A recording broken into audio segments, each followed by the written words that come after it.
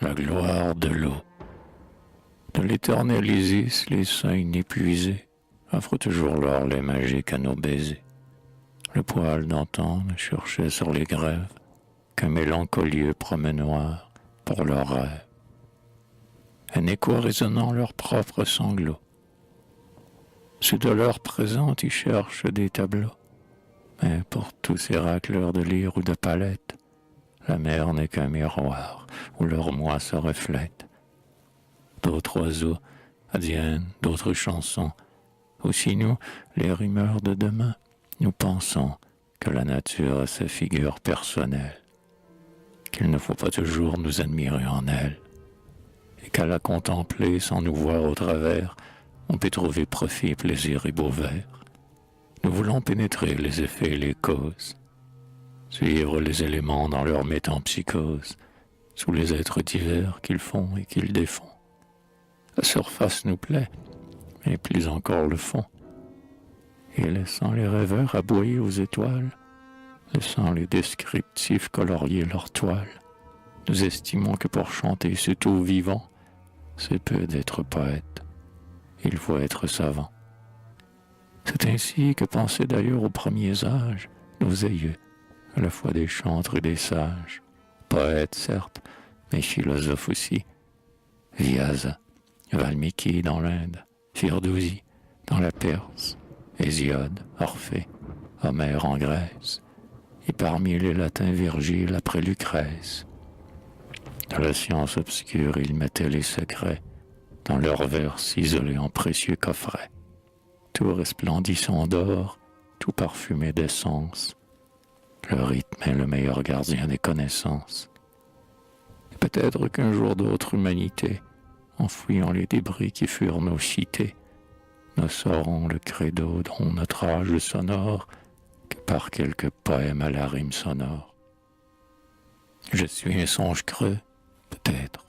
En attendant, mes frères, travaillons dans cet espoir ardent. Ne nous attardons pas aux phrases pour les phrases. Oui, diamant, rubis, saphir et chrysoprase, employons-les pour en illuminer les mots. Et que nos vers soient des joyaux, soit des émaux, soit des flacons brodés d'arabesques fleuries. Mais dans ces beaux flacons aux flancs de pierreries, versons, comme faisaient les sages nos aïeux, un vin pur qui plus tard devienne du vin vieux, et puisse au temps futur, si nous en sommes dignes, témoigner du bouquet que le sang de nos vignes. Béni soit le gouffre amer de la mer, louange à la vase immonde qu'elle fut au jour premier, saint fumier, d'où sort en fleurs notre monde. Longtemps le globe avait dû, bloc fondu, gros de vapeur et d'effluves, n'avoir pour forme et pour but que le rite des Etnas et des Vésuves. Longtemps l'orbe aérien ne fut rien sur ces laves refroidies, qu'un tas de gaz allumé, consumé par ses propres incendies. Seul le minéral pouvait, pour chevet ou reposer à son aise, prendre ses débris craquants de volcans à la laine de fournaise. Seul, buvant l'air sulfureux, fait pour eux, les rocs monstrueux et chauves montraient dans ces entonnoirs leurs nez noirs, comme des mufles de fauves. Mais sous les feux dévorants, au torrent de fracas et d'épouvante, ne pouvait s'organiser le baiser de la cellule vivante. Enfin, deux gaz en un point ont rejoint leur fraternelle accordance. Et dans ces brouillards de poids, par son poids, voici l'eau qui se condense. C'est un nuage flottant qui s'étend, l'atmosphère se contracte, puis d'un flux torrentiel, choix du ciel, une averse en cataracte. Longtemps, longtemps, au toucher du rocher, plein de feu dans chaque pore, l'eau qui tombe au même instant, remontant, en poussière s'évapore. Mais en remontant aussi, épaissi, son corps se reforme en nu, et du vaste réservoir, à pleuvoir, sans trêve elle continue. Longtemps, longtemps, très longtemps, combattants aux renaissantes menaces. L'eau plus forte peu à peu, et le feu luttèrent ainsi, tenace. Mais le brûlant séraphin dut enfin éteindre les étincelles de ces rouges étendards sous les dards de l'archange aux froides ailes. Et l'archange, se couchant sur ce champ de victoire et de bataille, de son corps fluide empli, ce grand lit fait à sa taille. C'est la mer sans bord, qui d'abord recouvrit toute la terre, l'onde au flot universel, où les sels s'accouplaient dans le mystère. C'est au fond de ce creuset que cuisait en bouillonnement funèbre l'être inconscient encore de l'essor sous un chaos de ténèbres. Parmi les débris fumants d'éléments amalgamés par la flamme, aux atomes qu'elle unit dans son nid, c'est elle qui donna l'âme. C'est en elle, dans ses flots, qu'est éclos l'amour commençant son air, par l'obscur protoplasma qui forma la cellule et la monnaie. Béni soit le gouffre amer de la mer, louange à la vase immonde, qu'elle fut au jour premier, saint fumier, d'où sort en fleurs notre monde. Comment dans cette vase au clapotement mou, où les derniers volcans soulevaient des remous, comment sous l'action et les forces amies du soleil, des foyers souterrains, des chimies, du temps, comment a pu s'opérer en un point cette jeunesse? C'est ce que l'on ne sait point. Des corps simples à la cellule, à la monnaire, par quel chemin passa la substance ternaire, puis quaternaire, pour s'albuminoïder et s'agréger vivante? On n'en peut décider. Le carbone de l'air, alors en abondance, dans l'atmosphère encore irrespirable et dense, avec les gaz de l'eau d'abord combina-t-il, ou l'acre ammoniaque, ou l'azote subtil, ou bien est-ce plutôt par le cyanogène que se noie l'anneau primitif de la chaîne? Gaz instable, mobile et propice aux hymens? La science n'a pas éclairé ses chemins. Mais un point lumineux dans cette ombre douteuse, c'est que de ces hymens l'eau fut l'entremetteuse, et qu'il fallut son lit ouvert à tous les vents, pour engendrer enfin les premiers corps vivants. Aujourd'hui même encore, comme en ce temps antique, on a pu la surprendre au fond de l'Atlantique, en pleine éclosion du germe originel, ayant pour dernier fruit l'organisme charnel, embryon de ce qui plus tard doit être un homme.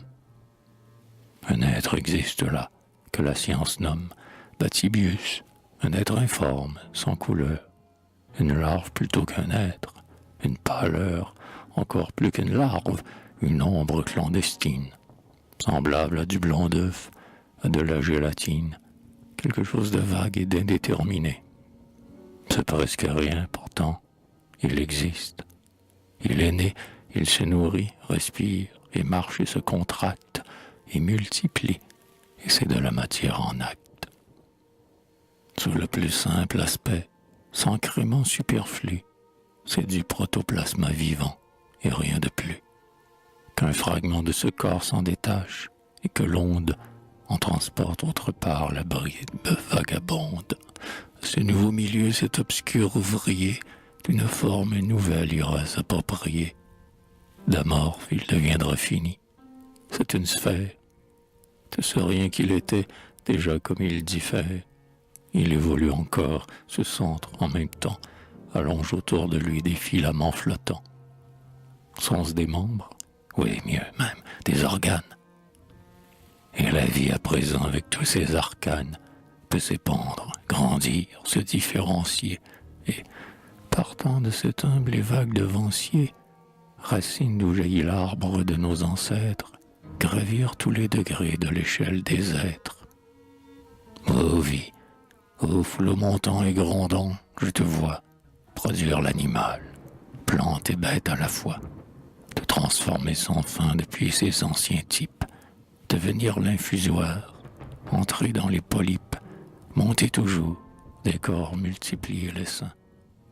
Être, senti fixé, la stérile leur sein, pétrifié un temps aux lys de l'encrinite, repartir en nautile, évoquer l'ammonite. Des céphalopodes évolués de verre, l'innombrable tribu d'annihilés de dévers. Monter toujours, sans faire un seul pas inutile, jusqu'au plésiosaure engendré du reptile, lui donner du lézard le sternum cuirassé. Dans ses pattes déjà rêvé le cétacé, puis au ptérodactyle ouvrir l'essor d'une aile, monter toujours dans l'onde maternelle, monter de cette ébauche au narval, au dauphin, au phoque, à la baleine, au mammifère enfin, et dans ce mammifère achever ton ouvrage, par ses fils derniers-nés qui jusqu'à notre âge, de rameau en rameau auront pour floraison, l'homme droit sur ses pieds fort de sa raison. Ce que la science imagine, homme, n'en sois pas offensé. Plus humble fut ton origine, plus haut ton vol s'était lancé. Laisse aux mystiques théories l'hypothèse d'un ciel perdu, où de tes mains endolories, tu frappes sans être entendu. Où vainement ton rêve espère retrouver l'ancien paradis, duquel Dieu, comme un mauvais père, a chassé ses enfants maudits. Ouais, je sais, cette naissance illustre ton cœur ce complet, se croire de divine essence, même déchu, même incomplet. Cela, penses-tu, te rehausse, c'est ton titre, c'est ton blason? Eh bien, non. Conclusion fausse, ta vanité n'a pas raison. Être un demi-dieu dont la chute va chaque jour se dégradant, d'ange devenir presque brut, voilà ton vœu le plus ardent. Quoi? C'est un sort digne d'envie? Non, non. Et combien celui-là, où la science te convie, est plus superbe? Écoute-la. Pour venir à nous la matière a dû par coups multiplier, engloutir comme un cimetière des corps, des êtres par milliers. À travers ces métamorphoses, tous ces êtres dont nous sortons, contre les tourbillons des causes, luttaient, éperdus, à tâtons, se façonnant en circonstances, au choc, au besoin, au milieu, mais toujours en effort intense, toujours en marche vers le mieux. Ô marche auguste et triomphale, ces ténèbres où nous passions, est-ce donc ça qui nous ravale, ou les vieilles damnations? Lequel vaut mieux pour une race, d'avoir son germe dans le lit, ou d'un vilain qui se décrasse, ou d'un noble qui s'avilit? Quel est donc le lot le moins sombre? Quel est le destin le plus grand? D'être le feu qui sort de l'ombre, ou celui que l'ombre reprend? Et si l'orgueil trouve son compte à quelque chose, n'est-ce pas, à cette escalade qui monte, du ver à l'homme, pas à pas? L'antique genèse illusoire a-t-elle autant de majesté que ces combats de l'infusoire à l'assaut de l'humanité? Âme, relève donc la tête vers ton passé, ne rougis point d'avoir pour ancêtre la bête, et même moins encore ce point, perdu sous la mer primitive, où jadis mécaniquement se forma la cellule active par un chimique accouplement. Le connaître en la nuit épaisse, avoir retrouvé ce chemin, c'est la gloire de notre espèce, c'est la fleur de l'orgueil humain, c'est le prix de sa patience, de ses vœux enfin entendus, c'est vraiment l'arbre de science, nous livrant ses fruits défendus. C'est la rédemption nouvelle qui nous redresse les genoux, c'est le grand tout qui se révèle en prenant conscience en nous. C'est l'apothéose où s'exalte son passé dans notre présent, cependant que nous faisons halte sur cette cime en nous disant, partis des atomes infimes pour gravir jusqu'à ces hauteurs, c'est donc nous-mêmes qui nous fîmes et nous sommes nos créateurs. Mais que l'humanité triomphatrice, se rappelant ainsi ses premiers pas, sache bien que la mère fut sa matrice. En nous glorifiant, n'oublions pas que notre apothéose est née en elle, homme victorieux, vers qui rend pas. Souviens-toi, papillon, malgré ton aile, d'avoir été chenille et dans tes champs, mais toujours la mère sainte et maternelle. N'accuse point ces flots d'être méchants, et parce qu'autrefois, sous les déluges, ils ont enseveli tes murs, tes champs. N'exile pas loin d'eux tes pas transfuges. Aime-les, reste auprès de ton berceau. Quoi, la mère est ta mère, et tu la juges. Mais, comme à ton aïeul le vermisseau, elle t'est toujours bonne et nécessaire. Ton présent, ton futur, porte son sceau. Âme, contemple-la d'un cœur sincère, et tu verras quel est l'ange gardien de la terre où tu vis et qu'elle en sert. Du flux de l'Atlantique au flux indien, c'est l'émigration que font ces ondes qui te donnent ton pain quotidien. C'est grâce à leur vapeur que sont fécondes les plaines où tu vas semant ton grain. Regarde-les passer, ces vagabondes. Bienfaisant enfant de l'air marin, regarde et bénis-les, coûte que coûte, même rendant obscur le ciel serein. Bénis-les, bénis-les dans chaque goutte, car pour toi chaque goutte est un cadeau. Et pour mieux les bénir, entends, écoute, ce que chante en passant la goutte d'eau. Cette goutte, d'abord, voici comme elle est née. Tu la comprendras mieux, sachant sa destinée. La mer est l'alambic d'où jaillit son éveil. Cet alambic, chauffé par les raies de soleil, qui lui dardent d'aplomb leurs flammes incendiaires, présente ce foyer l'équateur par chaudière. Les hauts confins de l'air en sont le chapiteau, où monte la vapeur s'exhalant de cette eau. Elle y pourrait planer, puis tomber de ce fait, mais du suralambic, la figure est parfaite. Les pôles, les sommets, sont ses réfrigérants. Ses récipients sont les glaciers, les torrents et les lacs endormis dans le creux des vallées. Ainsi des flots amers les ondes dessalées se distillent sans cesse et font ces gouttes d'eau, qui sont d'abord nuages aux mobiles rideaux, d'où la pluie en tombant fertilise les graines, puis infiltration et sources souterraines, puis ruisseaux chanteurs, puis ruisseaux tortueux, puis rivière, enfin fleuve majestueux, dont le cours lentement par les champs se déroule, et dont les flots grossis, entraînant dans leur houle, les sels du sol poudreux et du roc écrêté, s'en vont rendre à la mer plus qu'elle n'a prêté. Plus et moins toutefois, car ce qu'elle prête, elle, c'est sa force sans fin, sa jeunesse immortelle, son cœur purifiant où toute mort renaît. Oui, l'eau douce qui court sur notre globe en est, comme le sang. Ce sang circule dans les terres, par les fleuves, par les rivières, ces artères, que les membres du sol sont efflués en eux. Mais le sang lourd, au bout de sa course, est veineux, fait pour battre et courir, son épaisseur le gêne. Noir, il a besoin d'air, il a soif d'oxygène. C'est seulement au cœur qu'il peut ressusciter, reconquérir sa pourpre et sa limpidité. Or, peut-être, après tout, que ce n'est pas démence de voir dans notre globe un animal immense, encore inconscient sans doute, mais vivant, ayant pour corps la terre, et pour souffle le vent, et pour poil les forêts, et pour créer la tempête. Et si, vivant ainsi, la gigantesque bête, à tes veines roule un sang plein de vigueur, l'eau n'est rien que ce sang, la mer en est le cœur. Et maintenant que par l'image, je t'ai compté la goutte d'eau, écoute ça, quel ramage. Oh, de ce ténébreux bandeau, dont, parlant de science en rime, j'ai dû t'infliger le fardeau. À me suivre, si tu t'escrimes, et c'est pour toi mes rudes vers, scientifiques sont des crimes, songe que dans ces grands bois verts et vierges je cherche ma route par des sentiers non découverts. Tu ne m'en voudras point sans doute si parfois mon pas s'en ressent.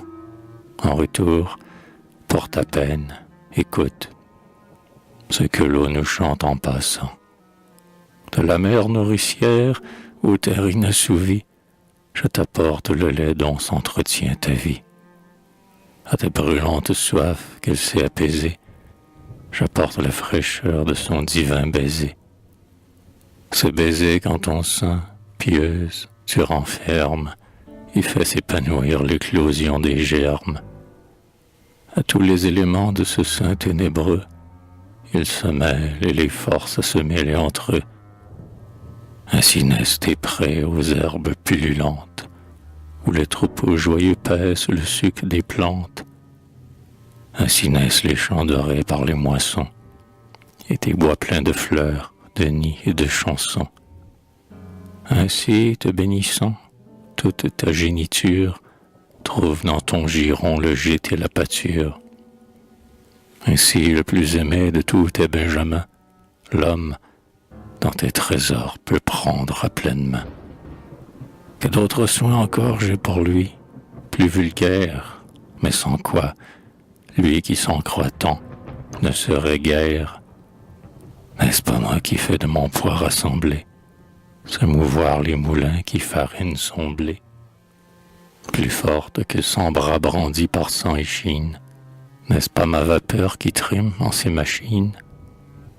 Mais de ces bienfaits-là, tes regards sont témoins. Il en est d'autres, plus secrets, que tu sais moins. Mes brumes, que le vent roule de son haleine, enveloppe ton corps comme un manteau de laine. Grâce à lui, la chaleur indispensable au sol, vers l'espace attirant, ne peut prendre son vol. Grâce à lui, le soleil de son feu qui t'accable, modère, tamisé, l'incendie implacable. Je t'emprisonne ainsi dans un tiède cachot, où tu n'as à la fois ni trop froid ni trop chaud. Si j'ôtais cet écran qui court de place en place, tu serais tour à tour ou de braise ou de glace. De l'équateur ardent au pôle refroidi, je mène en deux courants la douceur des midis. Puis des pôles gelés aux tropiques en flammes, je ramène l'air frais que ce brasier réclame. J'arrache au flanc des rocs et j'entraîne à la mer les sels qui rendent sain son élixir amer. Sans eux, malgré les vents, sa liqueur corrompue ne serait qu'un marais croupissant et qui pue. Si je ne lui portais ce tribut précieux, le souffle de la peste emplirait tous vos cieux. Mais à quoi bon compter ce que je fais encore, pour toi que je nourris et protège et décore? Tous les honneurs, c'est moi qui les ai mérités, terre, car tu n'eus vie que de mes charités. Pour que tu sois la terre, ô roc, il faut qu'il pleuve, il te faut l'eau, nuages et pluie, et source, et fleuve. Si je te refusais mes larmes que tu bois, ton pauvre front tout nu se réchauffe de bois. Sur tes flancs racornis, tes mamelles arides se retatineraient aux crevasses des rides. Ta chair si filoquant ainsi qu'un oripeau, ton squelette en granit viendrait trouer ta peau. Et tu ne serais plus, dans la mort endormie, que le corps desséché d'une vieille momie. Mais ne crains rien, je t'aime et tu ne mourras pas. Le travail que je fais a pour moi trop d'appât. M'exhaler de la mer, m'envoler vers la nuit, te baiser, puis rentrer là d'où je suis venu. Ces plaisirs toujours vierges et toujours renaissants, pour mon âme sans fin qui monte et redescend. Quand je t'ai pénétré ainsi par chaque pore, je m'écoule, ruisseau, brouillard, je m'évapore. Puis, pour recommencer, au brouillard, au ruisseau, je retourne avec joie à la mer, mon berceau. Car tout ce que j'ai dit de moi, c'est d'elle seule qu'il faut le dire. Elle est la mère, elle est l'aïeule. Elle est la mer où tout revient incessamment, la mer où tu retrouves un rajeunissement. Même ton souffle et ta parole, aux bouches humaines, l'air qui les vaporise à la mer les ramène. Toutes les eaux, coulant, voltigeant et sains, au bout de leur voyage ont pour ruche ses seins. Elles y font le miel délicieux et monde, dont fleurit chaque jour le renouveau du monde. Ô ruche merveilleuse, ô sein que je gonflais, c'est eux qu'il faut chanter. Terre, homme, chantez-les. Chantez la mer qui fut votre génératrice. Chantez son eau qui reste encore votre nourrice. Chantez sa gloire, vous qui faites des chansons. dont le verbe est parlant mieux que mes vagues sons. Chantez, vous, les humains, dont les lèvres déclosent savent dire l'essence et la marche des choses. Chantez pour vous et pour l'animal impuissant qui n'a pas le secret d'exprimer ce qu'il sent. Chantez la mer, chantez son hosanna de reine, chantez, et qu'en passant mon tourbillon l'entraîne, afin que je redise en accent triomphant à son cœur maternel le cœur de ses enfants. Oui, chantons la mer chérie, chantons tous notre patrie, notre nid, notre grenier. Chantons d'un cœur unanime, tous, jusqu'à l'être anonyme, tous, du premier au dernier. Car tous nous avons pour elle la tendresse naturelle, par laquelle obstinément, vers celle où l'on prit naissance, va notre reconnaissance, comme le fer à l'aimant. Tous, une habitude douce, un obscur instinct nous pousse à ne jamais oublier qu'avant de voir la lumière, nous eûmes son eau première pour éléments familiers. Des réminiscences vagues du temps passé sous ces vagues vient le goût universel de toutes les créatures pour mêler à leur pâture cette âme des flots, le sel. C'est par atavisme encore que dans l'œuf où s'édulcore le mucus, tous les têtards, tous, et même aussi le nôtre, revivent l'un après l'autre leur liquide avatar. Dans le sein de notre mère, chaque passage éphémère où, fœtus, nous nous formons, représente un des passages que connut aux anciens âges notre être dans les limons.